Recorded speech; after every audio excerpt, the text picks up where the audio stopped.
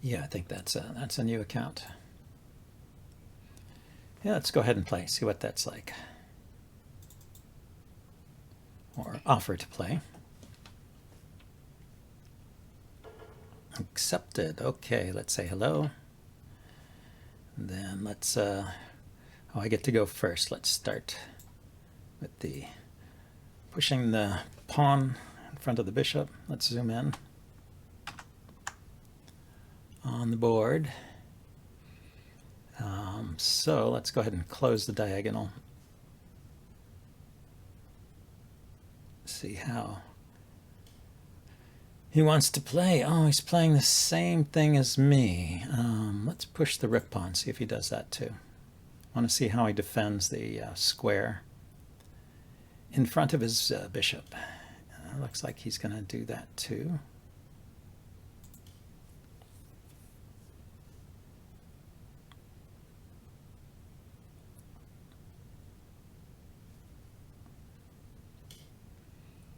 Oh. Okay, he's defending with the bishop. I'm going to defend with the silver and go for a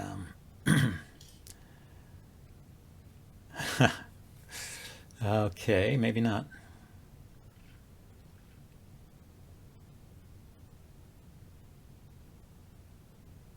I was going to go for a fortress castle, but that's better.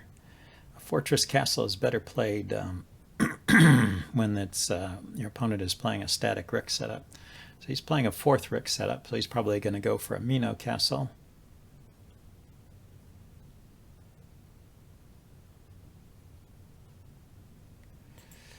Okay, so I'm going to put my silver here and go for a Gengi.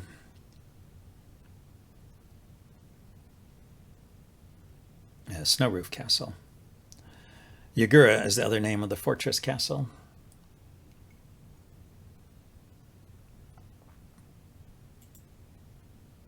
Yeah, so he's setting up a Mino castle.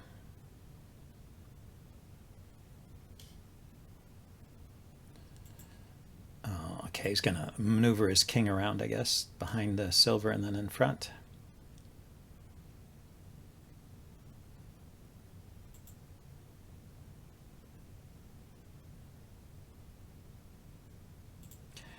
Not sure about that. Here, let's step the king over to the side. Maybe the bishop comes around this way.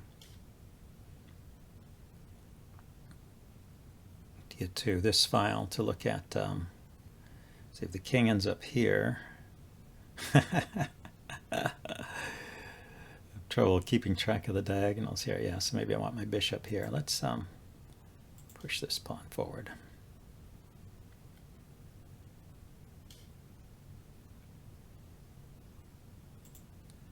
And start maneuvering with the bishop.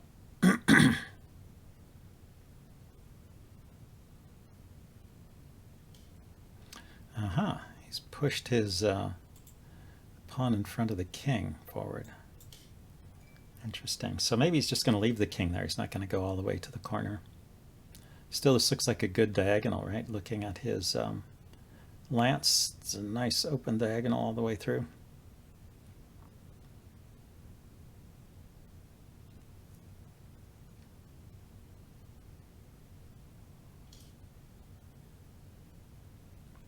So he starts to bring his silver out.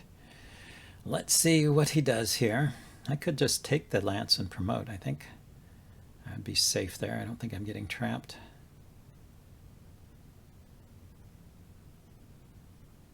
Let's see, am I? He could move the silver forward. Now I would take it. Ah, so he blocks the diagonal, so he noticed.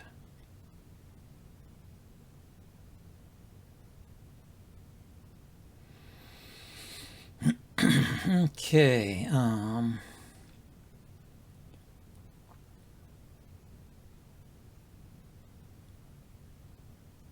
Let's bring the other silver up.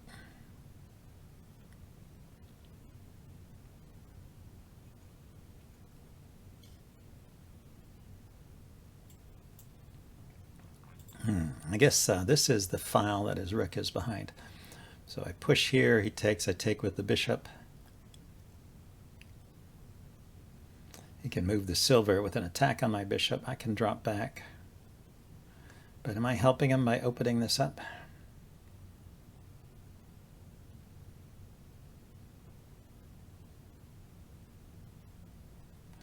If I wait for him to push, then I can take.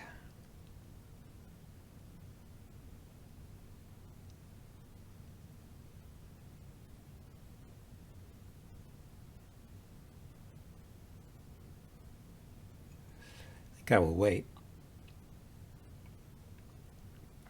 So what's a good waiting move? Is there a way to get my knight in around here?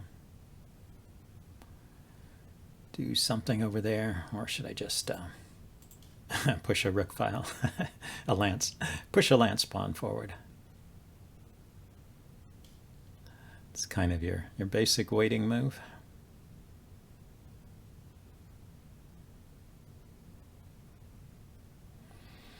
Okay, if I want to open this diagonal up, I should try and get a pawn to here, I guess, huh?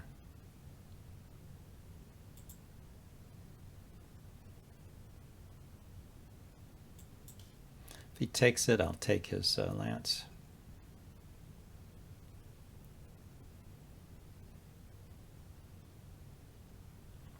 And promote my bishop to a horse.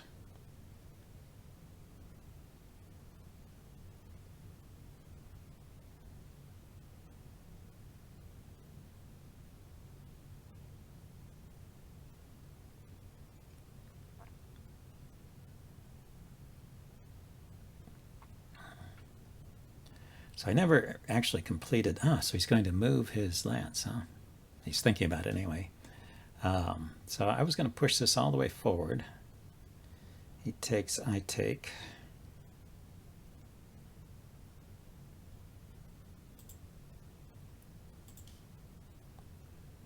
And the bishop looks like it's on an interesting spot here. Let's see, he's got a pawn he could drop down. I have opened up this file in front of my king, that's true. But I could drop a pawn to cover it.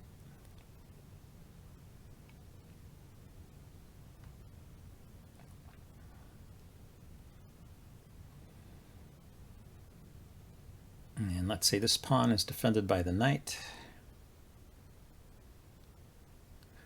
This pawn is defended by his gold.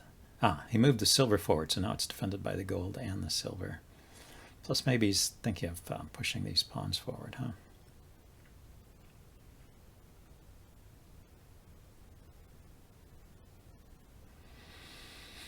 So are there any tricks here? I'm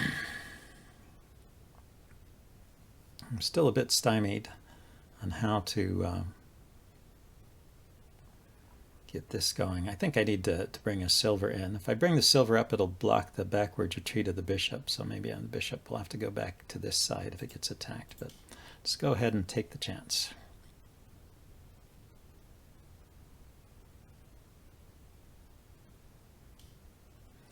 He decided to push that. Okay, so I was going to take. He's going to take with the silver.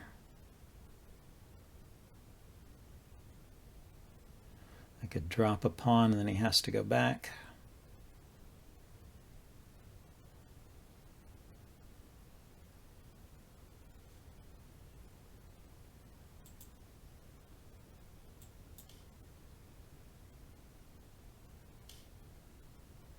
So it kind of gains the tempo for me, right?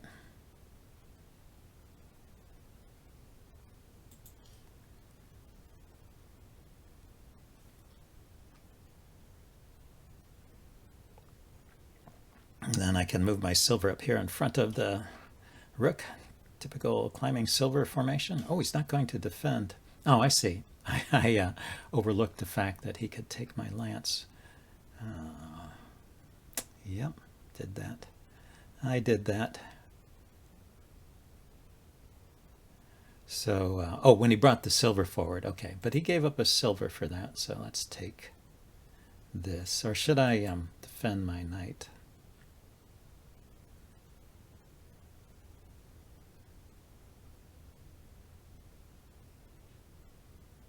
Yeah, so he's going to get a lance and a knight for a silver, plus he gets the promotion. But I don't see anything better here, so let's do this. Then now I can push this pawn forward. part of the objective of my play was to do that.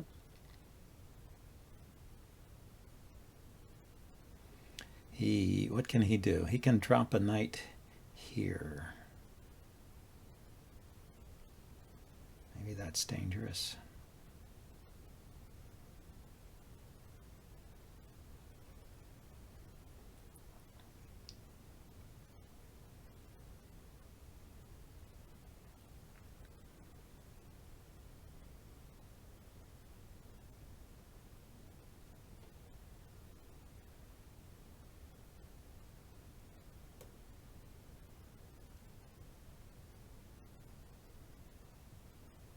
So knight drop.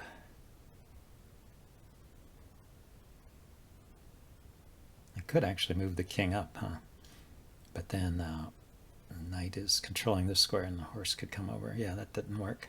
I would probably have to take it. So what did he, oh, he does a lance drop here, hitting my bishop, and then taking a look at the silver behind it. Dangerous, dangerous, dangerous. Okay.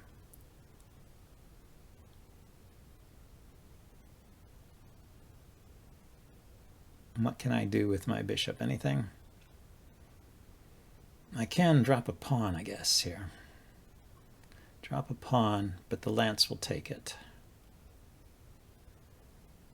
Drop a silver somewhere. Yeah, I think I need to retreat that bishop. Can't take this pawn.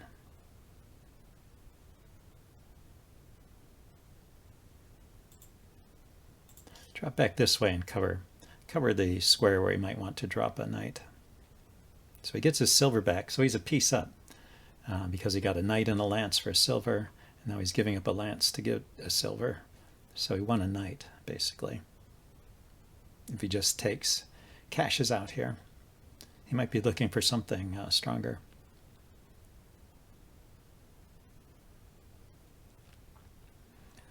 But it's kind of forcing. Lance takes silver with check.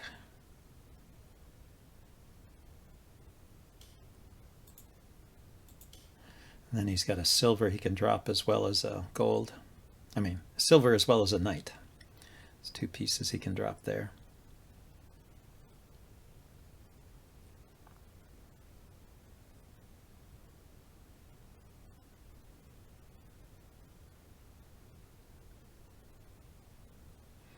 And to have some weaknesses here.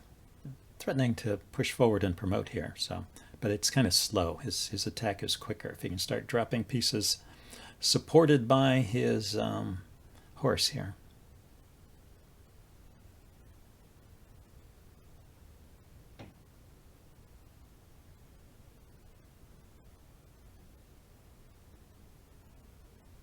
And maybe in some cases he could take the gold with his horse. Give up the horse just to get a gold in hand. And I think he needs more pieces to force a mate here still. So that's probably not good. So he's thinking of moving his rook.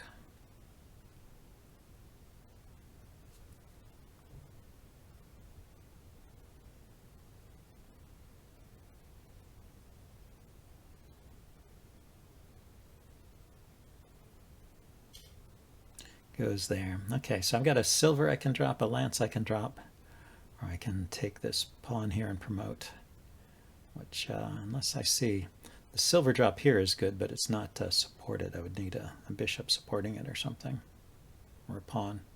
So let's go with this promotion. Also hits his rook. Maybe he's just going to lift the rook up, but the rook can't go here. Oh, he can take the pawn. Yeah, that's true. And this is loose now. So here I can drop a pawn, or I can move the silver up. If I move the silver up, his rook can come in, so that's a bad idea. So let's drop the pawn.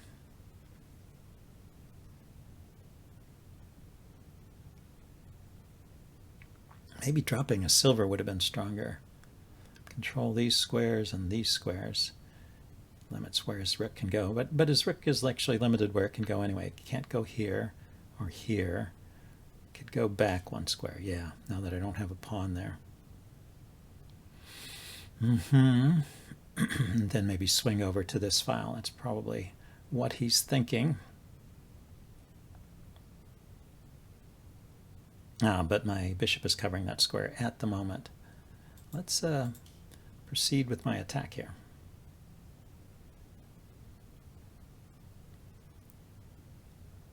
Got to go for the counterattack. If I get a rook into his camp, maybe I can start dropping pieces near his king. I still have this bishop ready to spring into action at the right moment. And covering a key square here.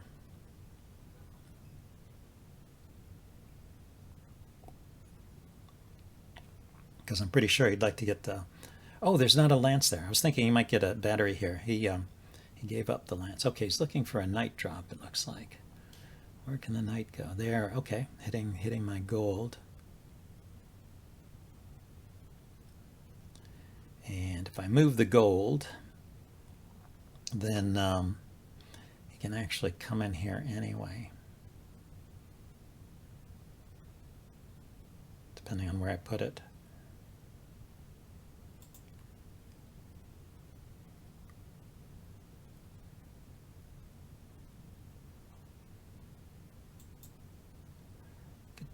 Oh, I can't go diagonally backwards. It'd be nice to go diagonally backwards to defend this pawn as well as this one, as well as defending this square where the knight. So the knight will be able to hop in here and maybe threaten to promote there. I've got a silver I can drop if he does that. Okay, let's just step back.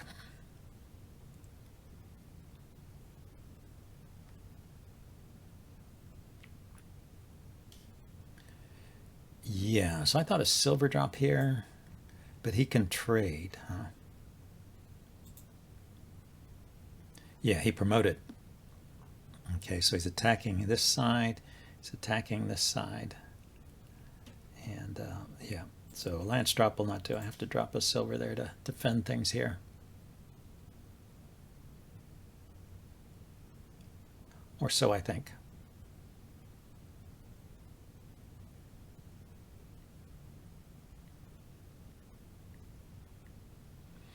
He could retreat or take, or maybe he's got something else going on. He can drop a silver maybe. But I would take it. It would be a trade. Okay, he decided to do that. So now he's got silver that he can drop. Oh, he brought his rook up. Okay, his rook is wanting to swing over here, I guess.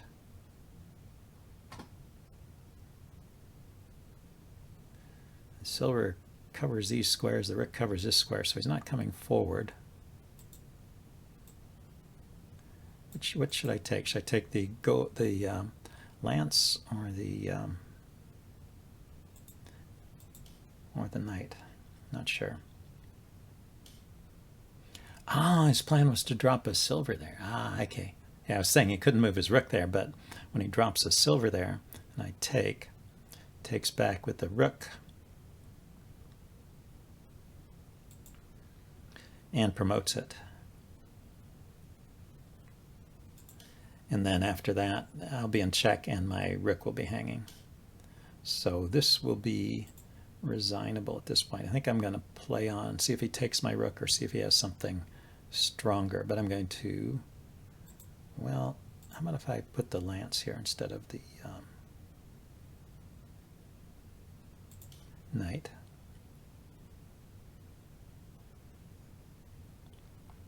See if he goes for the material or if he has a mate here. If he mates me quickly, I'll play out the rest of the game. If he just grabs the material, I will resign because this is a hopeless position at this point.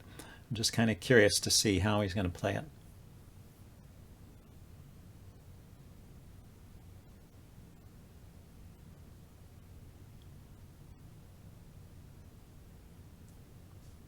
He's thinking about it. Is he thinking of taking? Oh no, that's just highlighted because I dropped it there.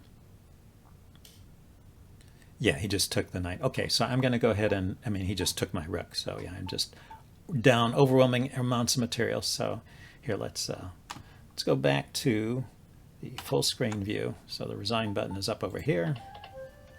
And then say, thank you for the game. Have a nice day. So let's exit. I'm going to give him good manners, even though he didn't respond. Maybe he's new to the system. So I'll give him the benefit of the doubt there. And then I'm going to download this game and analyze it. Since he was a new player, it's hard to tell, but it seemed like he was pretty good.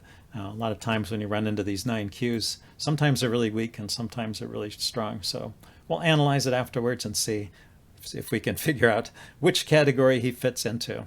See you later. Bye. So I thought I'd take a quick look at the game after analyzing it with Shogi Dokuro. One question I had after the game was I couldn't tell if my opponent was a weak player or a strong player who just currently happened to be at 9Q. And I did look at his record afterwards. He's only played 3 games with 2 wins and 1 loss.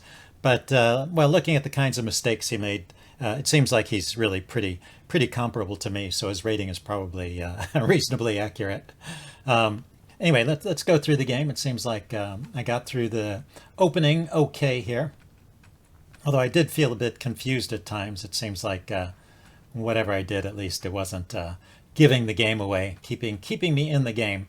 And in fact, my big mistake here was a simple oversight. It's this pawn push I just played right here. So the problem with this pawn push is that it opens up the diagonal. And and my opponent did not take advantage of this right away, but this is, you know, one of the signs that I'm not playing such a strong player, because anyone who's been with a little more experience will probably notice that kind of thing right away and snap off that lance, because not only does the bishop grab the lance in the corner, but it promotes to a horse, and unless the bishop can be trapped back there, then it's probably in good shape being a horse and being around the king, you know, maybe the foothold of an attack, as we saw later in the game. And if things get bad, the horse can typically retreat back along the diagonal, so it's usually not a problem. So anyway, yeah, I just pushed that pawn forward, opening up that diagonal. Oh, let's see, we got to go back here. Yeah, I pushed the pawn forward, opening up that diagonal for his bishop, and he didn't take advantage of it. He played another move. And, you know, I was threatening things along this diagonal too, so he had things to worry about. But I think a stronger player would have noticed right away and just snapped off the knight. And in fact, he misses, I don't know, about 3 consecutive opportunities there to take the lance, and then he blocks the diagonal with his own silver. So it stayed on the board for quite a long time. But right here, after this exchange of pawns, finally he noticed that he can just take it. So he got it at a reasonable time. You can see in the evaluation it's just as good now as it was before, even though he is losing a silver here. Well, we saw in the game he gets a lance and a knight. He gets the promotion, and he has a pretty good attack going. So this is still good for my opponent. And although it's not, you know, the game is still going on. It can still turn around. It can get some kind of counterplay going, perhaps. This move seems to have been a mistake. You know, he's attacking my bishop with the lance, and there's a better way to retreat. I could have retreated the bishop here, and that gains a tempo by attacking the lance. And it also, I was concerned about this square, that he might drop a knight. Yeah, he might drop a knight on that square, giving a check. I don't know if that was a big threat, but in any case, the bishop would also cover that square as well. So that would have been a better retreat. Might have helped me stay in the game, although my opponent is still better here. But anyway, I retreated the other way. And then, you know, he made some mistakes here, not always playing the most accurate move. But it seems like when I kept pushing that knight forward, that seems to have been, this pawn, when I kept pushing this pawn forward, that seems to have been my final mistake. So let's back up. Yeah, instead of pushing the pawn forward, could have played pawn 4e to 4f.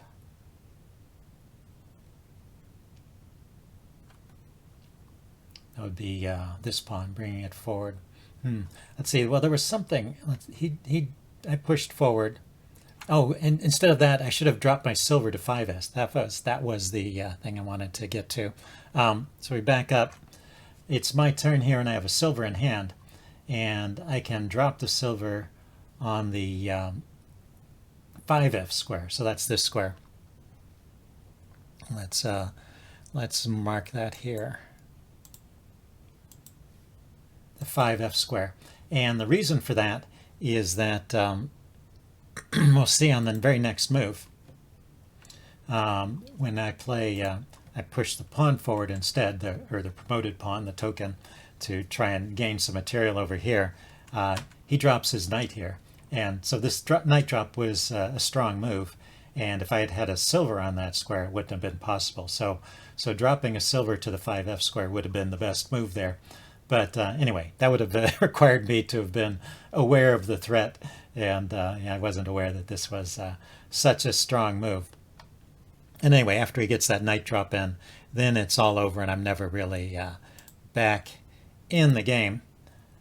So it's, although I think it's the kind of move, you know, I was talking about whether my opponent is super strong. We saw that he missed some things. And also, this is the kind of move that I might find myself if I was the attacking player. I would be looking for pawn drops like that. I just haven't learned to find those things when I'm defending. Hard to find those defensive moves, I find. So anyway, at this point, it's all over. He's just coming in. And I haven't got much of a chance here. And then he plays this final fork and wins a rook. And so it's just overwhelming material advantage. So I went ahead and resigned. If we back up, he thought for a moment at this point to check. I think he was checking to see if there was a mate, because you always want to look for that kind of thing when you've got your heavy pieces here around your opponent's king. But he only has, well, he has 2 silvers in hand. So there was maybe the possibility of going for a direct mating attack. But it doesn't seem to be one. The chess engine, the Shogi engine over here, would say mate in X if it found some kind of mate. And it can find pretty deep mates like mate in 10 and stuff like that. So there's no immediate mate here. So grabbing the material was the right thing to do. And so I just resigned and that was the game. Anyway, hope you guys enjoyed this and I'll see you next time. Bye.